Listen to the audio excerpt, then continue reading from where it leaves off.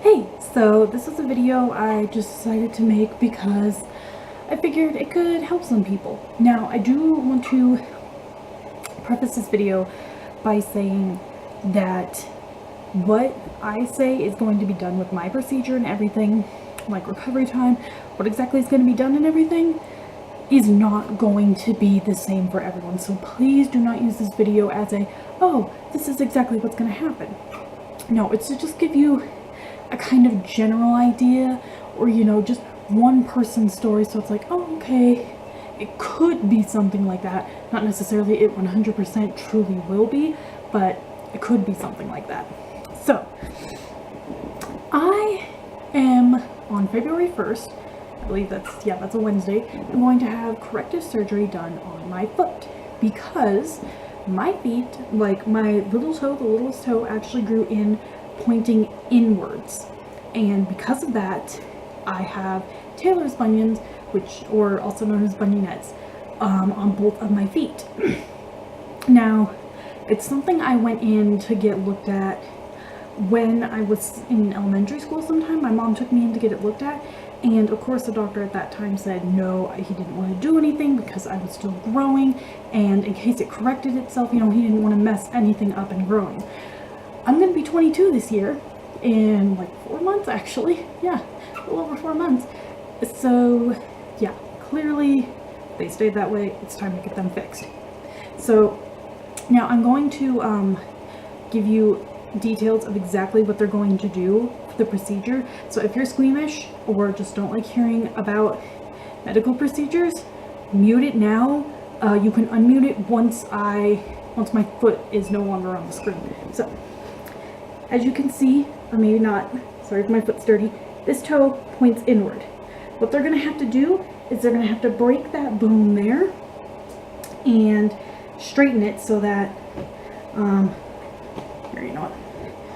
if you unmuted, keep it muted. Straighten it. I can only do it with this toe, so my toe sticks more like that. Sorry.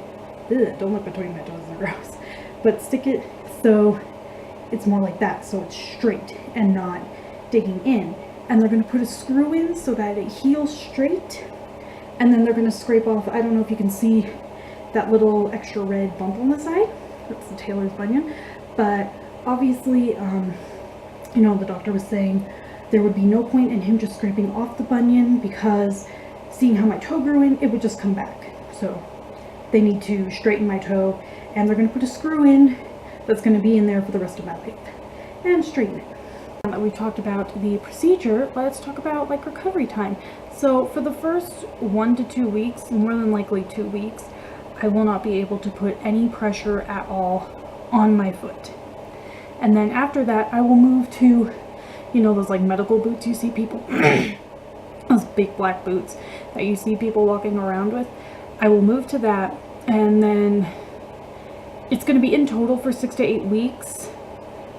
For all this, but for the next 4 to 6 weeks I will be wearing that boot and recovering, and then after that I will be able to go to a normal shoe. But I think at that point it will be completely healed. It might take a little longer because it is a broken bone that will need to be fixed, so it could take a little longer. It can take, I was reading, it can take up to a year for a bone to fully heal properly. But once I am in a normal shoe, able to put a normal shoe on that foot again and walking for the most part normally and mostly healed, we could actually look at starting to get surgery done on the other foot because, like I said, I'm going to need it done on both feet. And I'm actually getting it done on my left foot first, just because, obviously with a boot on I won't be able to drive, so that'll be no driving for like 6 to 8 weeks because I can't just use my left foot to drive. Those of you who drive know you can't just do that. It doesn't work like that. Your right foot's in the way, and you're already used to using your right foot, so it's just not a good idea at all. But yeah, the surgery is going to take about an hour, and it's an outpatient surgery, which for those who don't know, that means you are in and out the same day of the surgery. You don't need to be kept overnight or anything for recovery. And the max time I should need to be in a recovery room after my surgery is about 3 hours, but it could be shorter than that, if I feel up to it, if I feel okay, then I could leave before the 3 hours are up. I could leave like half an hour later if I felt ready for it. Obviously, Aaron will be dropping me off and picking me up because, you know, you can drive to your surgery, but you definitely shouldn't be driving home considering you're all drugged up and you just had surgery. Yeah, driving wouldn't be a good idea. So obviously he's just gonna drop me off and then pick me up. So yeah, that's gonna happen on February 1st, and I'll still be able to do videos. I'm thinking that week I might, like, at least for that first week, I might just do like little update videos on like how my foot is doing instead of trying to do these actual more sit down planned ones, or like even vlogs, because honestly, you know, for that first week or two, I really won't be going much of anywhere because it's going to be really hard for me to walk because I can't put pressure on my foot. And in our apartments, we live on the 2nd floor, so taking the dog to the bathroom is going to suck, but we'll make it work. So anyways, that is it for today. That's all I wanted to say. If you have, you know, I just made this video as just like kind of general, like if someone needs to get surgery for anything, not even feet, and they're maybe a little nervous, you know, just to kind of, again, not say this is exactly what's going to happen, but just let you know, it's okay. It's not bad. And like I had the wisdom tooth surgery. I had 3 teeth removed 2 years ago. Yeah, because it was in 2014, like November, the week of Thanksgiving. I got them removed on Monday, so my Thanksgiving that year was mashed potatoes. That's fun.